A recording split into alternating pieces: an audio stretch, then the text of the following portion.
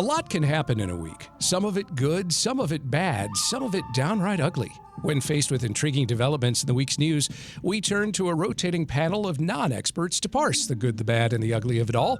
On today's panel, Natalie Arsenault, president of Arsenault International Consulting, and Charles Kuffner, who writes the Off the Cuff political blog. Natalie, Charles, welcome to Houston Matters. Thank you, Craig. Howdy. Panel, Houston Mayor John Whitmire ruffled a few feathers this week when he questioned whether the Gulfton area needs a planned and now stalled bus rapid transit project. As the Houston Landing's Akil Ganesh reported Tuesday, Mayor Whitmire argued a transit line from Gulfton to the Galleria area isn't necessary because people from Gulfton are, quote, largely undocumented immigrants who just want basic services and don't want to be part of the Galleria. He then followed up by asking, you think they're going to be welcome in the Galleria? Gulfton Super Neighborhood Council President Sandra Rodriguez pushed back, telling Houston Landing many Gulfton residents shop in the Galleria and work in the area like she once did. She says that the mayor and Metro's revised plans to shift away from rapid mass transit and towards more car-friendly street repair projects, quote, it feels like the community's voice doesn't matter,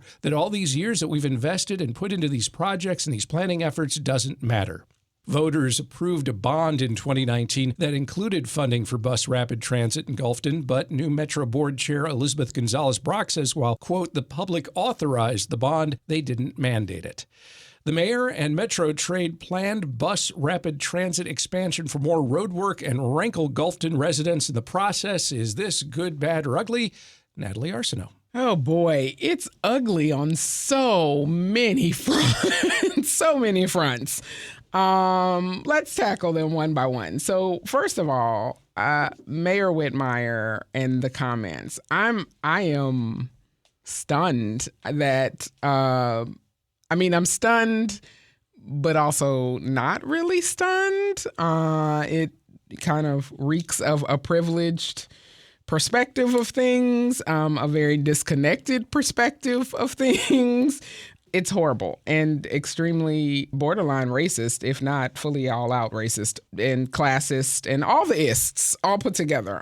So shame on Mayor Whitmire and the really, really horrible viewpoints that he has there. And secondly, let me just say, even if you believed that, if you were like, oh yeah, largely undocumented people who just want basic services and whatever, technically, wouldn't you also be in the belief system that that's like your labor force at that point in time? So wouldn't you want a bus route for your labor force to make sure that they could get to where they need to be? It's just ridiculous. I'm just like, you're just so disconnected. Anyway, okay. Point number 2, the bond situation. So I really, really abhor bonds. I know everybody's like, oh, but it's a way for us to target money to specific things. But then they go and do these things. We have bonds for all sorts of things. And I don't see them doing the thing that they're supposed to be doing that was written for the bond to be done. So in this case, it's a 2019 bond that I'm sure I voted against because I pretty much vote against every goddamn bond that comes up for a rapid transit in Gulfton. And now they're like, oh, that was just kind of arbitrary. We wanted the money, but I feel like Jerry Seinfeld, that they know how to take the reservation. They just don't know how to hold the reservation. So they don't, you got the voters to vote and pass this bond. And then the very thing that you said you were going to use it for, you don't think you now need to use it for. It's not a mandate. And I think that that's absolutely insane. So all around, horrible, bad, some of the worst of the worst. All right. Good, bad, or ugly. Charles Kuffner. Well, I largely agree with what Natalie is saying, except that I did support that bond. And I will say, I don't know what Elizabeth Brock was doing in 2019, but I'm old enough to remember that election. And I know that Metro aggressively promoted the fact that it was asking for this money, this authorization to borrow this money, so it could build bus rapid transit and a light rail extension to Hobby Airport and a bunch of other things. It promised those things. It didn't say, oh, let us borrow some money so we can do some microtransit and hire more cops. Get out of town. What she said was so, and it's hard for me to say this without saying things that I can't say on the radio, but what she said was so arrogant that it makes me want to break something. You do not have the right to tell us what we voted for. We voted for it. Now, if you want to make a case that it no longer makes sense to do some of these things. Show me why. Show me ridership numbers. Show me how, the rise in interest rates makes it fiscally difficult, if not impossible.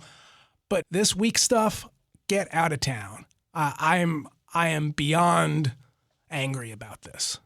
It is a betrayal of Metro's mission. What are you even doing there? And everything that Natalie said about Mayor Whitmire, I'll co-sign that. What he said was horrible, and he should be ashamed of himself. I'm just a bobblehead over here as I'm agreeing with everything Charles is saying. Okay, we will move on. No warm and fuzzies here. Maybe this next question will be a little fuzzier. Let's see what happens with this topic. Panel, Major League Baseball has a new all-time batting leader. No, he's not an active player. In fact, he died in 1947. He's Josh Gibson, who hit a career .372 in the 1920s and 30s. This week, MLB officially incorporated Gibson's statistics and those of some 2,300 other black athletes who played in the Negro Leagues between 1920 and 1948 during segregation. Gibson also now officially owns Major League Baseball's all-time slugging percentage and all-time best OPS. That's on base plus slugging. For decades, Gibson has been called the Black Babe Ruth, but since he's overtaken the Babe in the official record books now, maybe Ruth should be remembered as the White Josh Gibson. There's precedent for this, by the way. Back in 1969, a committee on baseball records recognized 6 major leagues that dated back to 1876. In addition to the National and American Leagues still active today, records were included from the American Association, the Union Association, the Players League, and the Federal League. MLB Commissioner Rob Manfred tells the Associated Press this week's move is a, quote, show of respect for great players who performed under circumstances beyond their control. An updated version of MLB's database will become public before a tribute game to the Negro Leagues planned for June 20th in Birmingham, Alabama. Records from the Negro Leagues are now officially part of Major League Baseball history. Is this good, bad, or ugly, Charles? It's good, and it's a long time coming. When Major League Baseball announced that it was, quote unquote, recognizing the Negro Leagues as a major league, they said it kind of inartfully, but we know what they meant. When they said that I believe it was in 2020, this was known to be coming. There's been a team of researchers that has been pulling together the data from the Negro Leagues, and there were multiple Negro Leagues. When we say that, there were multiple different leagues, and for the time period being recognized, 1920 to 1948. There's been a ton of research done, going from newspaper archives and other sources to not only collect the data, for which they say they now have something like 80% of games that they consider league games, because there was a lot of barnstorming and then touring and other stuff. They've got it so that it balances. I mean, baseball, is a zero-sum game, and a run for you is a run against the other guy, and so on and so forth. It took a while to get all the data in the proper shape and for them to decide what they were going to include as regular season is not. So we've been waiting for this for a couple of years. It's great. It's wonderful. I heard an interview with John Thorne, the Major League Baseball historian, who was the lead of the committee that did this, talking about how the statistics are like every statistic leads to a story. So you see Josh Gibson getting his .372 lifetime average. Maybe it makes you want to learn more about Josh Gibson, who was a terrific player. Reportedly the only man ever to hit a fair ball out of the old Yankee Stadium. There's new names that have come up in this that I don't know anything about, and I've paid attention at least to what's been going on in the Negro Leagues for a few years as a baseball fan, and I'm excited to learn more. So it's great.